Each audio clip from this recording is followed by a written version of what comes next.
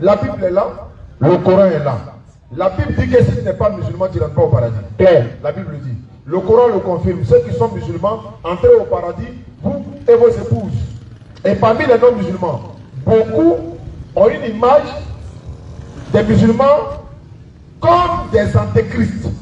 On leur a souvent dit que les musulmans, c'est les ennemis du Christ.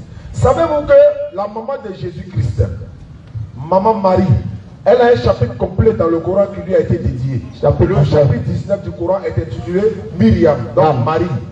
Mais quand je ouvre la Bible, là, je ne vois pas une feuille qui lui a été dédiée. La mère de Jésus, la mère de Dieu de Gédéon. Donc il n'y a pas une sourate, il n'y a pas un verset. Par contre, nous les musulmans, on ne peut pas être ennemis des chrétiens, on ne peut pas être ennemis du Christ. Alors qu'il est énormément cité dans le Coran, près de 20 à 25 fois dans le Coran. Sa maman a un chapitre complet dans le Coran. Donc ne regardez pas les musulmans comme les ennemis. Et puis on peut vous dire aussi que non, les musulmans ils adorent la lune, ils adorent l'étoile. Tout ça c'est expliqué dans la Bible. Alors que parmi les musulmans, comme je le disais, le musulman ne fait pas carême. Le musulman jeûne le mois du Ramadan.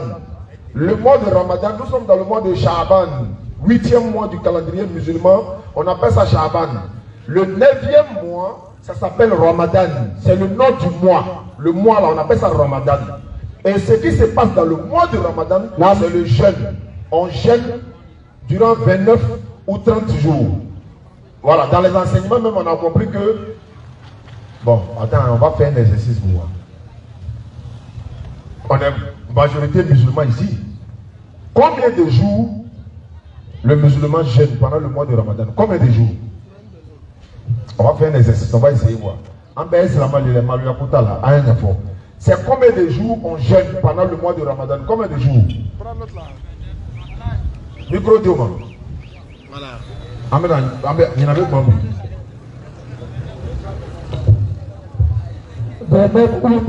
29 ou 30 jours. Oui, ça il a répondu. Mais je pense que la plupart des personnes sont d'accord avec ça. 29 ou 30 jours. On est d'accord? Mais en réalité, le musulman ne jeûne pas 30 jours.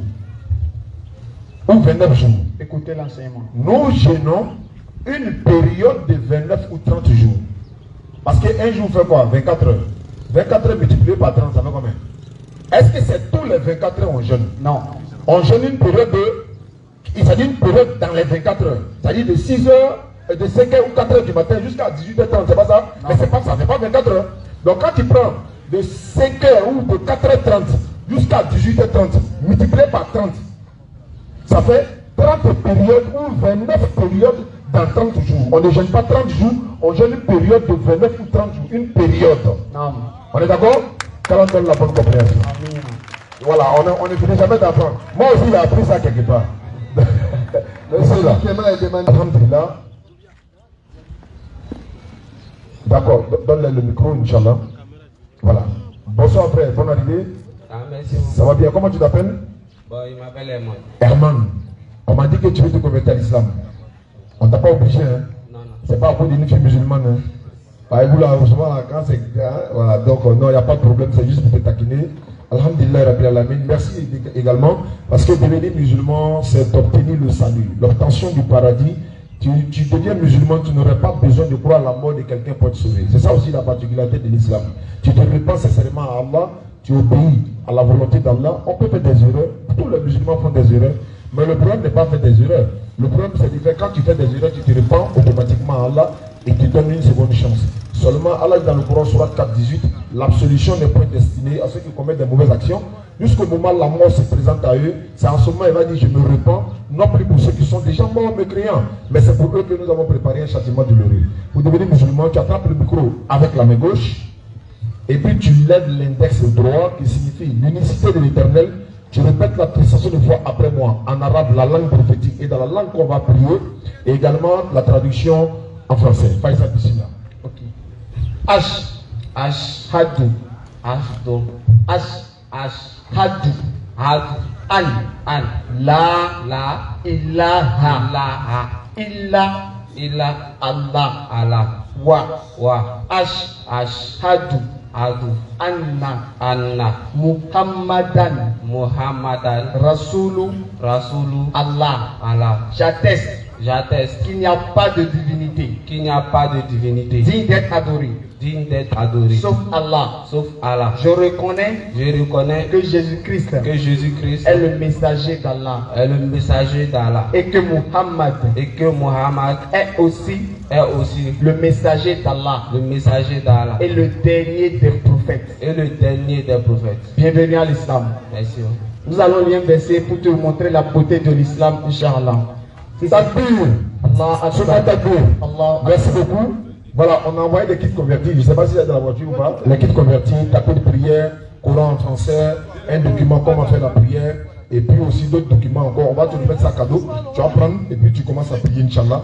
Mais la DDR des Dalois vont t'encadrer, ils vont prendre ton numéro pour t'ajouter dans la liste des convertis des Dalois, Inch'Allah.